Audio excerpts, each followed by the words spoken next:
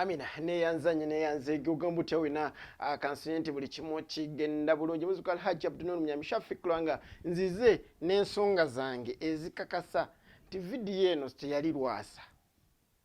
Video eno nina ensonga zange zanjawulo. Naleeta ensonga zange eziraga nti yaliye. Ndeese ensonga eziraga nti teyaliye. Oli waddembe okweronderako noba ng'osalawo.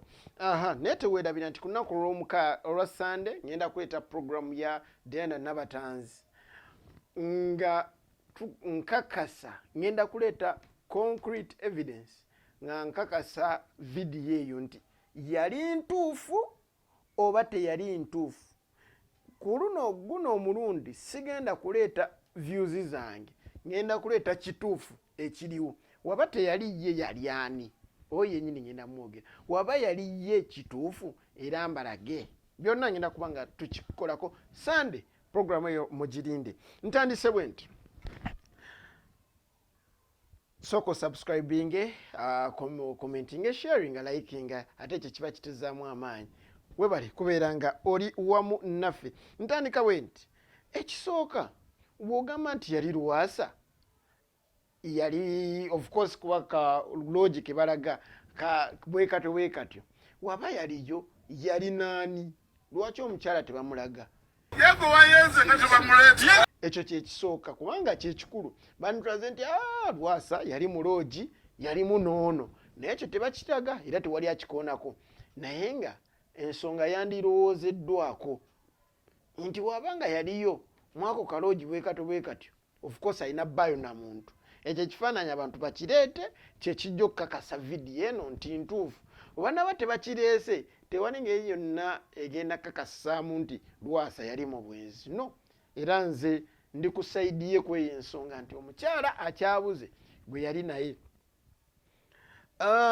Ensonga yange endala nti kanzite ku nsonga ya logi yennyini. Ekyamazima logi era waliwo statement Lwasa gye yayogera yajogera bw'ati. Nze kumanyi nga nayenze wenyinza okwendera bwafaanana. Yes, nga omuwulidde bulungi nti waba yayenze omanyi wayinza okwendera. Of course alina kwendera mu kifunga kya buvunaanyizibwa, ekifunga kya kuba omusajja wa masantiri tajja kuba kafaananyi ng'ayingira mu kaloogirogi. Of course alina kuba kifaananyi ng'ali mu 5-star hotel mwagenze.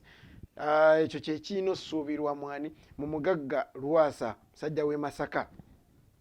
Ekirala engeri gy'abadde trending ennyo olowooza omuntu teyandikozeseza omukisa ogwo okubeera ng'ajjayo kiri aga nti njagala ttunda mawulire gange ate ono ya training akamuzimusuulemu aye tulabe engeri gye kinaabeeramu. Kuba ye bw'ayogera ayogera nnyo ku kifaananyi nagaya kifaananyi waggulu yali kala ndala wansi kala ndala.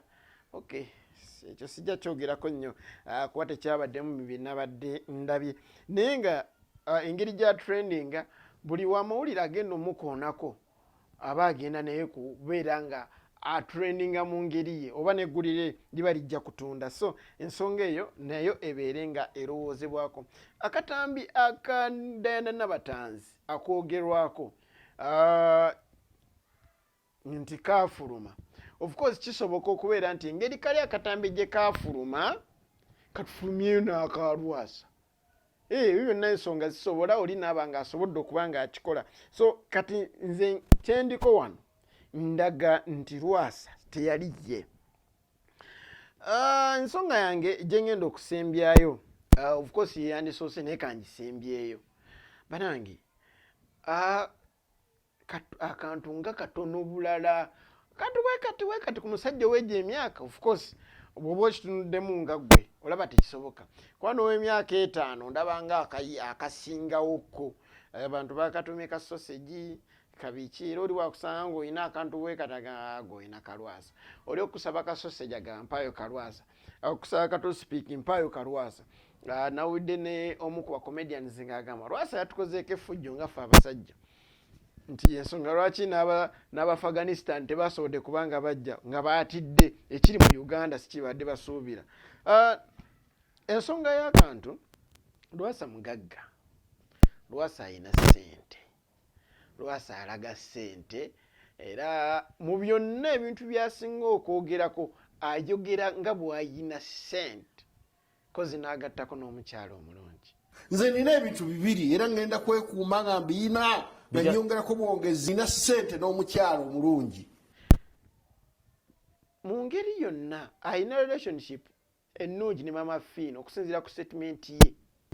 Mbu Lwasa njogedde naye ku makya. Nze nina essimu yo. Omuntu yagezaako kundeetera essimu yo nti kkubira era sakkubira. Yali Mama Fiina nange ayogerako n'omwana ono ajja simanya ajja kukola atya. Nti Mama Fiina yamukubirako ku nsonga z'omu ku ba bloggers. Kati wabanga yamukubirako ku nsonga z'omu ku ba bloggers kitegeeza balina connection.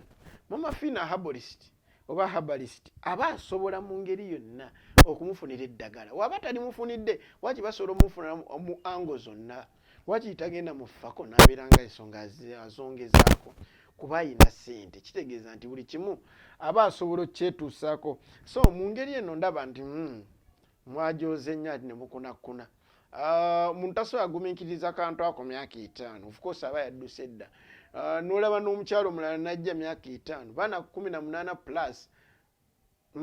Nze wemba ntunudde kantu ako ndaba si kake. Mu ngeri endala ayina ne Serenje yagamba nti gw'olaba kafuka. Of course kyayi kati kaayitire yali mu kinaabiro naye mu ngeri endala naye ekyamazima kabanga kikko ab'eddagala egganda baweerebwe mu ggwanga. Mwebale nnyo mwebale ddala. Tukomawo ne programu endala ejja kuba yaddayana n'abatanzi ekakasa vidiyo ye. Ngenda kweta concrete evidence na bifaananyi byennyini oba na vidiyo. So beerako eno Efik Media subscribinga kona kade kaffe osobola okubeera nga ofuna programs endala ennungi. Beera nga ate subscribinga commentinga likinga beera nga sharinga programs zaffe okola kyamaanyi nnyo era okola kyansoso. Tamale Henry yali ku kamera sigadde ze muzukulu Hajj Abdul Munyamisha afikulanga omukama Katonda abankomere.